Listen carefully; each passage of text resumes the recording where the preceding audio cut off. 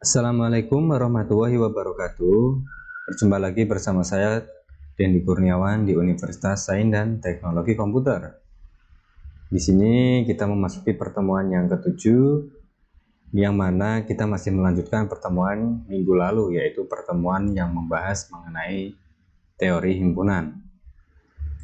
Bagi teman-teman semua yang sudah bergabung atau yang sedang menyaksikan video ini, jangan lupa untuk menyiapkan alat tulis berupa pulpen dan buku guna untuk menunjang perkuliahan mata kuliah ini. Baik, di pertemuan yang ketujuh di sini nanti kita akan membahas mengenai operasi himpunan. Tapi sebelum lebih jauh, saya akan flashback terlebih dahulu di pertemuan yang ke-6 kemarin, yang mana kita sudah memahami ataupun mempelajari definisi dari himpunan. Teman-teman pasti masih ingat ya, jadi himpunan adalah sekumpulan benda ataupun objek yang dapat didefinisikan dengan jelas.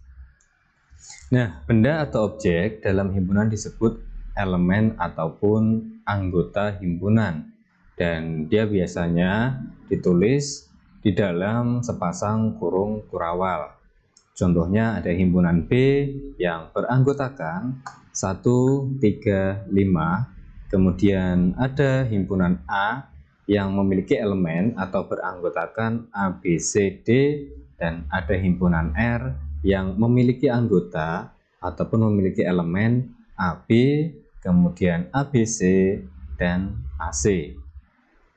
Baik teman-teman, saya kira untuk definisi himpunan Anda semua sudah bisa memahaminya, karena di pertemuan minggu lalu ya kita sudah membahas secara kupas tuntas. Kemudian pada pertemuan minggu lalu kita juga membahas penyajian himpunan. Terdapat 4 cara untuk menyajikan himpunan. Yang pertama adalah mengenumerasi, yaitu menuliskan semua anggota himpunannya di dalam tanda kurung kurawal. Kemudian jika anggotanya panjang ataupun banyak tak terhingga, kita bisa menggunakan tanda titik-titik atau elipsis. Kemudian cara penyajian yang kedua, kita menggunakan simbol-simbol baku. Ada huruf P untuk bilangan bulat, kemudian ada huruf-huruf yang lain, ada N, kemudian ada M, dan juga simbol huruf yang lainnya. Untuk penyajian himpunan yang ketiga, dengan cara menuliskan notasi ataupun syarat keanggotaannya. Nah, notasi di sini biasanya disimbolkan dengan huruf X, kemudian di mana X merupakan anggota dari himpunan bilangan X anggota bilangan bulat dan X kurang dari 5. Ya, contohnya seperti itu ya kemarin. Kemudian cara penyajian himpunan yang terakhir dan yang paling mudah dipahami itu adalah dengan menggunakan diagram Venn. Oke teman-teman, itu penyajian himpunan yang telah kita pelajari pada pertemuan minggu lalu, dan juga minggu lalu kita telah memahami jenis-jenis himpunan. Ada himpunan bagian, himpunan A merupakan bagian dari himpunan B. Ya, kemudian himpunan kosong, himpunan yang tidak memiliki anggota atau tidak memiliki elemen. Yang ketiga ada himpunan semesta. Ya, jadi di dalam himpunan kita membicarakan suatu pembahasan ya yang mewakili semesta ataupun universal. Kemudian nanti di dalam himpunan semesta itu ada himpunan A ataupun himpunan B. Yang keempat ada himpunan sama. Jadi kedua himpunan dapat dikatakan sebagai himpunan yang sama jika anggota ya ataupun elemen dari kedua himpunan tersebut memang benar-benar sama persis. Terus yang kelima ada himpunan lepas. Himpunan lepas ini merupakan kebalikan dari himpunan sama. Kalau himpunan sama, anggotanya harus sama persis antar himpunannya. Kalau himpunan lepas, berarti kedua himpunan ini tidak ada ataupun tidak memiliki anggota yang sama satupun ya. Dan yang keenam ada himpunan ekuivalen. Dia dikatakan ekuivalen. Masih ingat nggak teman-teman? Untuk himpunan ekuivalen ya pasti masih ya. Dan juga yang ketujuh ada himpunan komplement. Nah, terus untuk pertemuan hari ini nanti kita akan membahas mengenai operasi himpunan. Dan tujuan dari pembelajaran ataupun dari pertemuan hari ini itu adalah mahasiswa dapat memahami dan mengimplementasikan operasi himpunan. Kemudian diantaranya ada irisan, ada gabungan, ada selisih, ada komplement, dan beda setangkap. Kemudian tujuan yang kedua adalah mahasiswa dapat mengerjakan soal-soal terkait.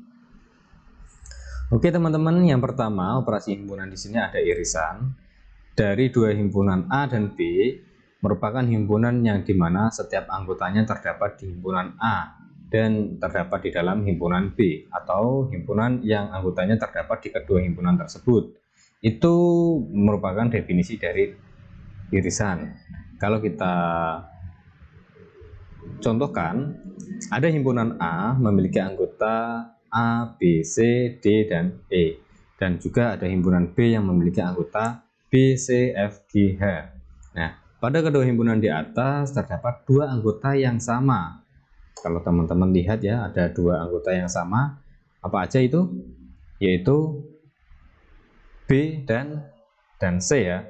Nah, anggota B dan C itu ada di himpunan A dan juga ada di himpunan B. Nah, oleh sebab itu bisa dinyatakan bahwa irisan himpunan A dan B merupakan B dan C. Jadi kalau ada logo seperti ini ya, A irisan B, irisan itu simbolnya seperti huruf N ya. Nah, kurang rapi ya tapi ya. Nah, gini. Sama aja ya, susah ya menulisnya dengan mouse ya. Oke, jadi irisan itu merupakan anggota ataupun elemen yang mana terdapat di dalam himpunan yang terkait ya. Misalkan di sini A dan B, berarti dicari anggota yang sama di antara A dan B. Nah, di sini contohnya ada anggota B dan C ya. Di himpunan A ada B dan C, di himpunan B juga ada B dan C. Jadi A irisan B itu adalah B dan C. Yang lainnya tidak ada yang sama ya. Di A ada D tapi di B nggak ada D. Di A ada E tapi di B nggak ada E. Begitu juga sebaliknya. Di B ada FGH tapi di A nggak ada FGH. Dan kalau kita simbolkan dengan menggunakan diagram Venn untuk irisan, itu adalah yang terletak di keduanya di sini, yang diarsir itu. Kalau kita contohkan dengan soal cerita ya, biasanya ini kan mahasiswa yang mengambil program studi TI ada di sini. Mahasiswa yang mengambil program studi TK di sini ya, teknik komputer. Nah, kalau yang di tengah berarti mahasiswa yang mengambil program studi kedua-duanya. Nah, itu merupakan suatu irisan.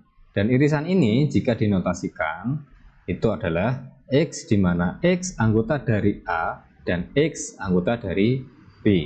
Nah, teman-teman harus paham ya, kata dan di situ berarti dua syarat ini harus terpenuhi, teman-teman ya. Berbeda kalau kata penghubung di sini adalah atau X anggota A atau X anggota B. Jadi seluruhnya kalau itu di A dan di B, termasuk yang di luar, yang di sini, dan yang di tengah, dan yang di kanan. Kalau kata hubungnya adalah atau. Tapi berhubung di situ kata hubungnya adalah dan, jadi di situ syarat ini harus dipenuhi kedua-duanya. X anggota A dan X anggota B. Baik teman-teman, itu mengenai irisan, dan saya lanjutkan yang kedua, operasi himpunan ada gabungan. A gabungan B ditulis kebalikannya irisan ya, tetapi maknanya berbeda. Nah, A gabungan B itu dinotasikan sebagai X, di mana X anggota A atau X anggota B. Sekarang di sini kata penghubungnya atau kata gabungnya adalah atau, teman-teman. Jadi semua yang masuk di A dan yang masuk di B, termasuk yang ada di tengah-tengahnya ya, yang ada di keduanya. Contoh, ada himpunan A beranggotakan 1, 2, 3, 4, 5 dan himpunan B beranggotakan 2, 3, 5, 7, 11. Kalau ditanya A gabungan B itu berapa? Nah, atau anggota A gabungan B itu apa saja? siapa saja? Ya, jawabannya adalah seluruh bilangan yang ada di A dan ada di B. Nah, yang ditulis ganda ataupun yang double, kalau kita lihat di sini ada 2 ya, 2, kemudian ada juga 3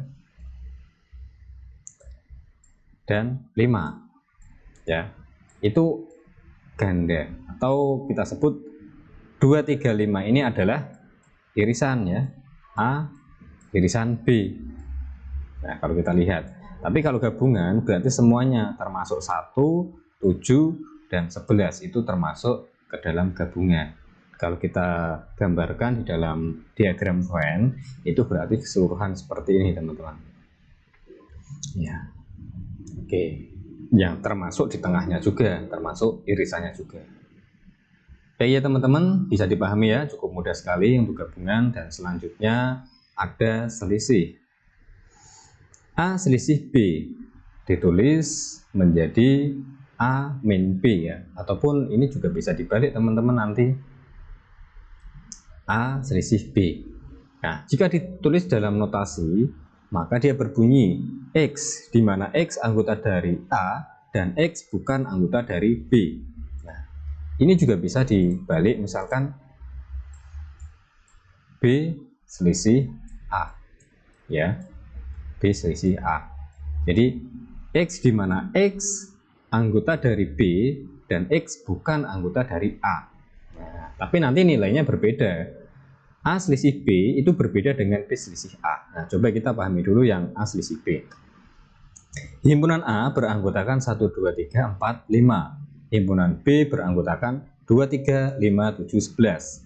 Ada 2, 3, 5 yang sama di sana. Ya. Nah, A selisih B yang ada di A tetapi tidak ada di B. Ini kan notasinya ada di A tapi tidak ada di B.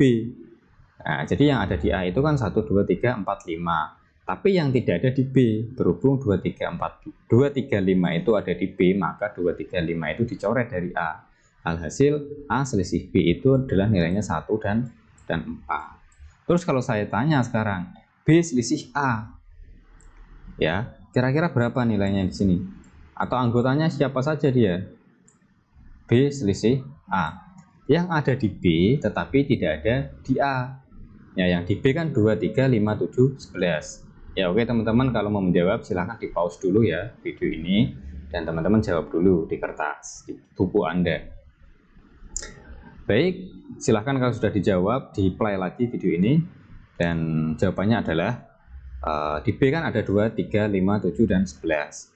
Sedangkan 2, 3, 5 ada di A, sehingga 2, 3, 5-nya itu dicoret, sehingga di sini tinggal 7 dan 11 saja. Nah, kalau B selisih A 7 dan 11, kalau A selisih B 1 dan 4. Jadi kalau dibalik ini nilainya berbeda ya teman-teman. Dan yang kalau kita digambarkan dengan menggunakan diagram Venn, kalau A selisih B itu bunyinya seperti ini ya. Jadi yang di tengah-tengah itu tidak ikut serta dia. Nah, A selisih B. Tapi kalau B selisih A berarti yang mana? B selisih A berarti yang di sini ya, yang di luar sini. Nah, tengah-tengahnya nggak ikut ya. Oke, ini saya coret gini aja ya. Kalau saya arsir garis-garis rumit. Dan yang keempat, operasi himpunan yang keempat ada komplement teman-teman. Ya mungkin teman-teman kemarin sudah saya singgung ya, sudah paham lah mungkin komplement bagi yang kemarin menonton videonya sampai selesai. Ya, komplement himpunan A terhadap himpunan semesta adalah himpunan yang anggotanya merupakan anggota semesta tetapi bukan anggota A. Dan A komplement itu dinotasikan sebagai A pangkat C ataupun A yang atasnya dicoret straight gitu ya. Sebagai contoh, A adalah himpunan yang berada pada semesta pembicaraan universal. Maka komplement dari himpunan A dapat dinotasikan ya, A komplement sama dengan X, di mana X anggota dari universal tetapi X bukan anggota dari A. Nah, atau universalnya kita ganti menjadi semesta ya. X di mana X anggota dari semesta tapi X bukan anggota dari A. Nah, kalau dari definisi tersebut dan kita lihat ya, ini A komplement itu ya ada di bagian yang di luar sini teman-teman, yang berwarna abu-abu. Nah misalkan di dalam sana itu dia dinamakan sebagai himpunan A, maka A komplementnya adalah yang di luar sini. A itu bagian dari U ya. A komplement adalah bagian dari U tetapi bukan bagian dari A. Kalau misalkan yang di tengah ini dia diberikan nama himpunan B, berarti yang di luar sini bernama B komplement ya. Jadi jangan bingung teman-teman, yang di luar di sini namanya tergantung dari nama himpunan yang ada di lingkaran di sini ya. Oke teman-teman, itu merupakan komplement. Sampai sini apakah ada yang ingin ditanyakan? Bila ada silahkan teman-teman bisa menuliskan di kolom komentar atau bisa teman-teman tuliskan di grup WA ya. Dan saya lanjutkan contoh komplement ya. Misalkan ada himpunan universal, dia memiliki anggota 1, 2, 3, 4, 5, 6, 7, 8, dan 9. Dan apabila himpunan A itu beranggotakan 1, 3, 7, 9, maka A komplementnya adalah yang ada di U tetapi tidak ada di A ya. Ada di U tetapi tidak ada A di A. Di A itu ada 1, 3, 7, 9. Oke, yang 1, 3, 7 ya, dan 9 kita coret. Jadi tersisa 2, 4, 5, 6, 8. Oke, A komplementnya seperti itu. Seperti selisih ya kalau kita gambarkan ya. Notasinya seperti ini ya. Notasi apabila A ya, apabila himpunan A itu X anggota dari U, di mana X habis dibagi 2. Nah, contohnya seperti itu. X itu anggota dari U, di mana X habis dibagi 2. Jadi A komplementnya 1, 3, 5, 7, 9 ya. X anggota dari U kan ini U-nya. X habis dibagi 2, berarti kan yang 2, 4, 6, 8 ya. Nah, terus A komplementnya berarti kebalikannya itu, kebalikan 2, 4, 6, 8 atau sisanya. Nah, jadi di sini 1, 3 ya, terus 5, terus 7 dan 9 ini. Oke teman-teman, bisa dipahami ya, cukup mudah sekali. Dan yang kelima, operasi himpunan di sini ada beda setangkap. Nah, beda setangkap dari himpunan A dan B adalah suatu himpunan yang elemennya ada pada himpunan A atau B, tetapi tidak pada keduanya. Atau beda setangkap ini merupakan kebalikannya dari selisih ya. Kalau selisih tadi yang diarsir adalah yang tengahnya, yang ada di A dan yang ada di B atau keduanya. Tetapi kalau beda setangkap di sini, dia ada di A dan ada di B, tetapi tidak ada di keduanya.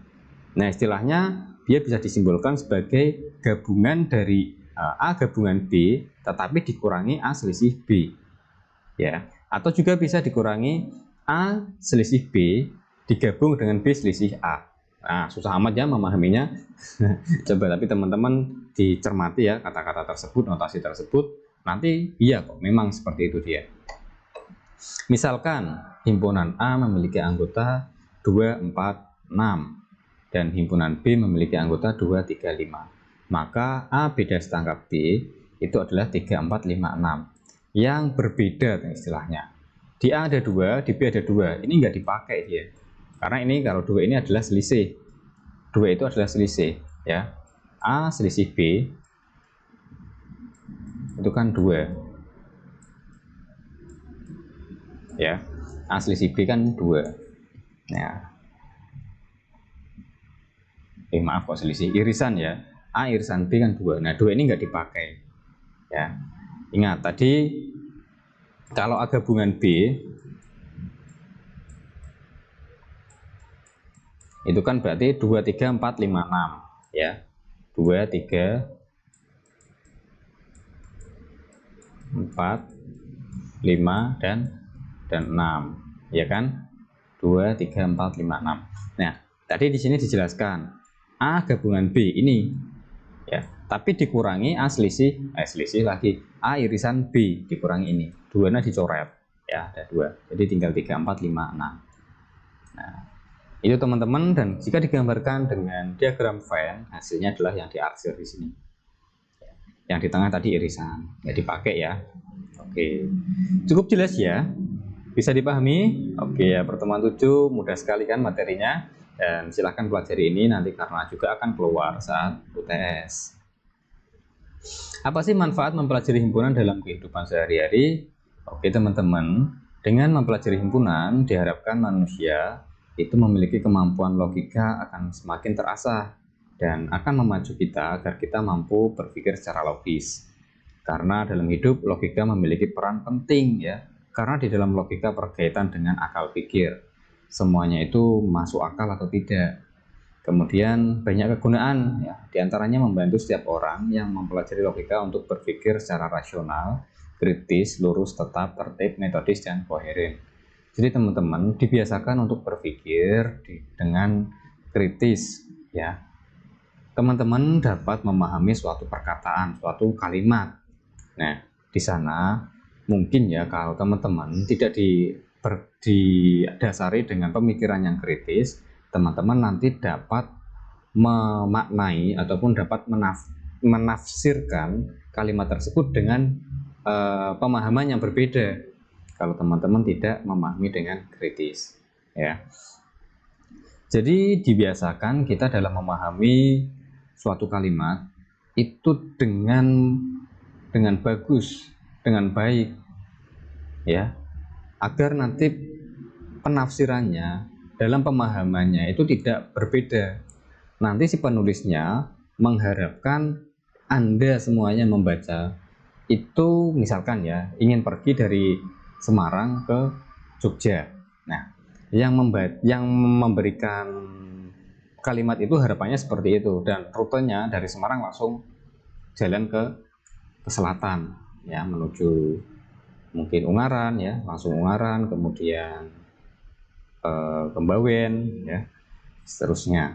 Nah, tetapi kalau Anda tidak diasah ataupun tidak dibiasakan membaca dengan cermat, tidak biasa berpikir secara kritis, mungkin Anda beda penafsirannya. Mungkin Anda dari Semarang ke timur dulu ya, ke Purwodadi malahan. Nah, setelah itu ke timur lagi ya, dan baru ke selatan. Nah, mungkin caranya seperti itu ya, atau contohnya. Kemudian meningkatkan kemampuan berpikir secara abstrak, cermat, dan objektif. Nah, menambah kecerdasan dan meningkatkan kemampuan berpikir secara tajam dan mandiri. Anda dibiasakan dalam matematika itu kan banyak sekali angka-angka, banyak sekali penafsiran ya. Anda dibiasakan untuk membacanya secara cermat, berpikir secara tajam. Wah, ini tuh gimana sih soal yang ini? Susah amat sih dipahami, pelan-pelan dicoba. Ya, sampai Anda paham dulu soalnya seperti itu. Nah, kalau soalnya sudah paham, Anda nanti dalam pengerjaannya itu menjadi mudah. Berbeda kalau soalnya aja Anda nggak paham, ini disuruh apa ya? Kok seperti ini? Soalnya aja nggak paham, nanti Anda semua nggak bisa mengerjakan. Oke, dan ini ada manfaat-manfaat yang lainnya juga. Baik, di sini ada contoh soal ya, karena tujuan dari pembelajaran di sini itu nanti kan mahasiswa juga memahami serta dapat mengerjakan soal terkait.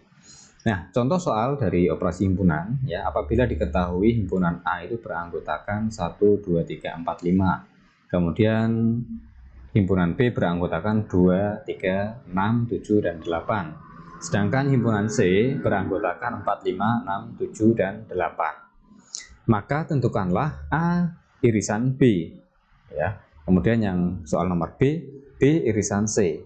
Untuk yang C, A irisan C. Ya, kemudian yang D, A irisan B irisan C. Baik teman-teman, silakan jawab dulu 4 pertanyaan ini di buku catatan Anda, dan pause dulu videonya, nanti setelah itu kita koreksi bersama.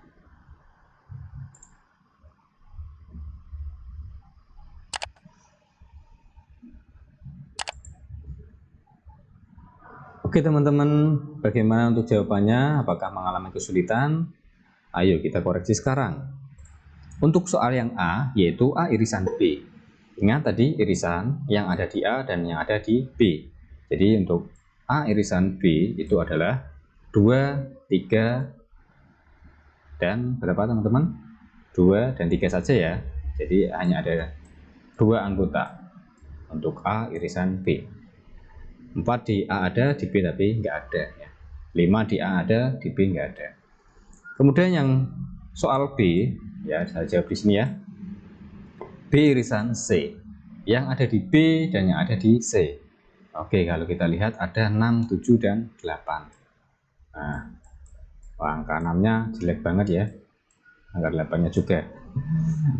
Susah kok teman-teman nulis dengan mouse. Ini malah bikin apa ya? Ya mungkin teman-teman ada yang ketawa ya. Gini ya. Oke, sekarang A irisan C. Yang ada di A dan yang ada di C. Oke teman-teman, berapakah nilainya? 4 dan 5 ya. Oke, 4 dan 5. Nah, ya sambil dikoreksi ya teman-teman, barangkali saya ada yang kelewatan. A dan C 1, 2, 3, 4, 5, 4, 5. Oh ya, sudah ya. Kemudian yang D, nah ini yang agak sulit ya. Ya, saya katakan agak sulit karena di sana A A irisan D irisan C. Nah, mungkin teman-teman di sini mengira, ada yang mengira ya mungkin yang ada di A dan B berarti 2, 3, kemudian ada di B dan ada di C.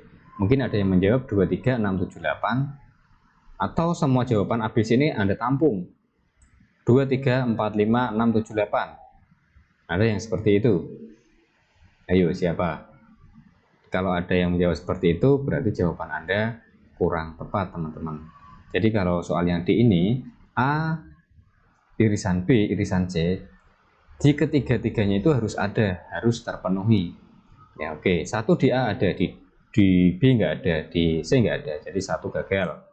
2 di A ada, di B ada, di C nggak ada, oke, 2 juga gagal. 3 di A ada, di B ada, di C nggak ada, gagal juga. 4 di A ada, di B nggak ada, di C ada, oke, gagal karena di B nggak ada ya. Kemudian 5 ada di A, tidak ada di B, tidak ada di C, oke, gagal. Nah, kemudian 6 di B dan C ada, tetapi di A tidak ada. Nah, jadi nggak bisa ya, karena A irisan B irisan C harus ada di ketiga himpunan tersebut. Kemudian 7 dan 8 itu ada di B dan ada di C, di A nya nggak ada, maka ini juga gagal. Nah, jadi untuk A irisan B irisan C itu adalah himpunan kosong teman-teman ya, himpunan yang tidak memiliki anggota atau tidak memiliki elemen. Ada yang menjawab seperti ini? Oke, 100 bagi Anda ya yang menjawab seperti itu, tapi dalam ucapan, tidak dalam nilai. Ya oke, ini nanti mungkin ya nanti keluar saat UTS, atau kalau enggak ya nilainya sini yang saya ganti ya. Baik teman-teman, nah itu sebenarnya saya ada jawabnya juga ya, 45, dan ini himpunan kosong. Nah, contoh soal dari operasi himpunan ya, apabila diketahui ini masih sama ya anggotanya seperti itu, terus sekarang disuruh menentukan A gabungan B, B gabungan C, dan A selisih C, A beda setanggap dengan C. Baik teman-teman, silahkan Anda jawab dulu dengan buku catatan Anda, dan nanti kita koreksi bersama.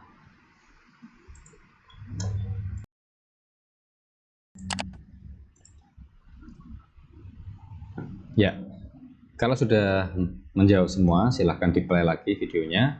Dan mari kita jawab A gabungan B. Jadi yang ada di A dan juga ada di B. Ya, semua yang ada di A dan ada di B, mari kita tulis. 1, 2, 3, 4, 5, 6, 7, dan 8 ya. Nah, ini adalah jawaban A gabungan B. Sekarang yang F, B gabungan C. Yang ada di B dan yang ada di C. B itu 2, 3, 6, 7, 8. C-nya 4, 5, 6, 7, 8. Jadi 2, 3, 4, 5, 6, 7, 8. Ya, saya bukan jarjit ya, yang 2, 3 gitu ya. 2, 3, 4, 5, 6, 7, dan 8. Ada yang salah teman-teman? Oke, kalau yang salah nanti silahkan dicoba dipahami lagi ya. Ditonton lagi videonya dengan cermat, dengan teliti. Nah, kemudian yang G, A selisih C. Yang ada di A tetapi tidak ada yang di C. Tetapi dikurangi dengan yang ada di C. Jadi kalau kita lihat di A itu ada kan 1, 2, 3, 4, 5. Sedangkan di C itu ada 4, 5. Jadi yang hanya ada di A saja 1, 2, dan 3. Dan yang terakhir adalah A beda setangkap C. Yang ada di A, yang ada di C, tetapi yang tidak sama atau tidak ada yang kedua-duanya.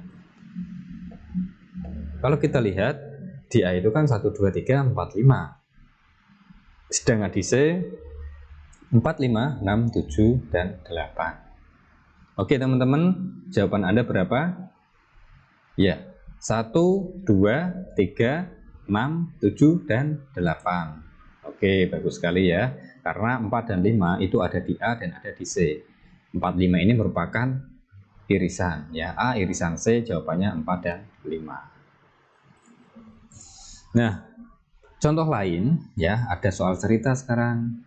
Nah, di dalam sebuah kelas terdapat 38 orang mahasiswa. Ya, kelasnya kok sedikit banget ya. Ya mungkin ini dalam satu kelas, satu jurusan, satu gelombang ya mungkin ya.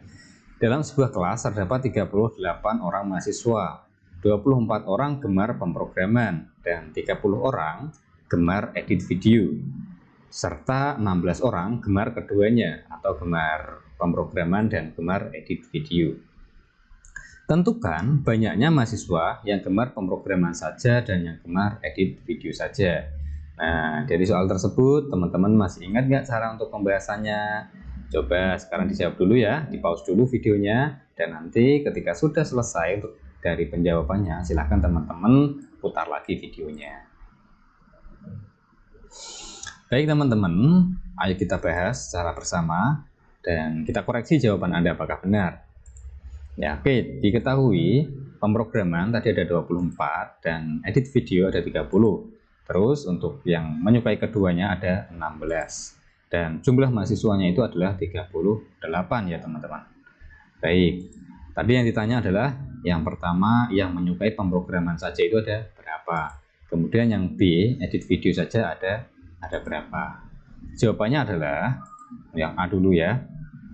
Yang pemrograman ada 24 dikurangi dengan keduanya yaitu 16. Jadi yang suka pemrograman saja itu ada 8 siswa teman-teman. Ya, terus untuk yang edit video saja juga sama nanti. 30 dikurangi dengan 16 yaitu 14 siswa yang menyukai edit video saja. Nah, apakah caranya seperti itu? Coba kita koreksi ya. Jadi kita jumlahkan sekarang antara yang suka pemrograman saja, edit video saja, kemudian keduanya, kemudian dijumlahkan dengan yang tidak sukanya ya, yang tidak memilih keduanya itu seharusnya 38. Nah, semestanya seperti ini teman-teman. 8 ditambah 14 ini ya, dari pemrograman 8, edit video 14, kemudian 16 ini adalah keduanya, terus ditambah 0 itu adalah yang tidak memilih keduanya ya. Meskipun di soal tidak dijelaskan, tapi kita bisa memahaminya karena kita sudah belajar karena kita sudah bisa berpikir secara kritis ya. Meskipun tidak dijelaskan, kita sudah bisa memahaminya. Yang tidak memilih keduanya ada 0 mahasiswa dan totalnya ada 38 siswa. Benar ya, tadi jumlahnya ada 38 mahasiswa. Oke ya teman-teman, dan ini diagram file-nya, pemrograman 24, 16 keduanya, video 30, dan tidak memilih keduanya itu seperti komplement ya. Nah, tidak memilih keduanya itu ibaratnya komplement. Semestanya ada 38. Nah, silakan ini pahami teman-teman. Jadi ada beberapa operasi himpunan ya. Ini misalkan A digabung dengan B dan dikurangi dengan C. Jadi yang di sini ya dipakai. Ya, ini biasanya di grafis itu sering dipakai ya. Untuk bagian trim, kemudian apalagi itu kalau di Corel. Nah, kemudian ini ada A digabung, yang mana gabungnya itu diambilkan dari B yang sudah dikurangi dengan C. Nah, yang diambil di sini. Nah, kemudian juga yang lainnya. Oke ya, untuk pertemuan yang ke-7 di sini, apakah ada yang ingin ditanyakan teman-teman? Kalau ada, silahkan bisa menghubungi saya di WA di jam dan hari kerja, atau teman-teman bisa komentar di video ini atau di live chat, di Syakat. Sekian dan terima kasih untuk pertemuan hari ini, dan di sini saya akan menjelaskan sedikit mengenai project ataupun mengenai UTS-nya, ujian tengah semester. Nah, nanti silahkan teman-teman mengerjakan pada Syakat tugas dan evaluasi ya. Coba saya buka dulu untuk project ya di Syakatnya. Nah, sebentar, saya sedang masuk ke dalam halaman Syakat ya. Oke teman-teman, di Syakat silahkan nanti teman-teman lihat di bagian tugas dan evaluasi di sini ya, masuk sebagai peserta teman-teman. Ya, masuk sebagai peserta, kemudian nanti silahkan teman-teman ikuti tes. Ya, nanti di sini ada tulisan UTS Matematika Diskrit yang dibuat oleh saya, Bapak Dendi Kurniawan ya, jangan Bapak Rusito karena ini beda dosen ya.